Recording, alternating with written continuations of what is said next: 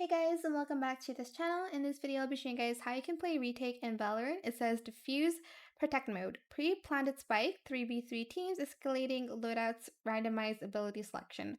First to 5 wins. It takes around 8 to 12 minutes. So let's get started. So you'll be given a weapon loadout to pick from and an ability loaded as well. I just picked these ones.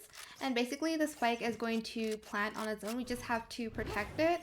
So again, there will be 5 rounds. So you'll either protect like 3 times. I don't know how it works actually. But basically the first round you protect, the second one you will defuse, the third round you'll protect, defuse, protect.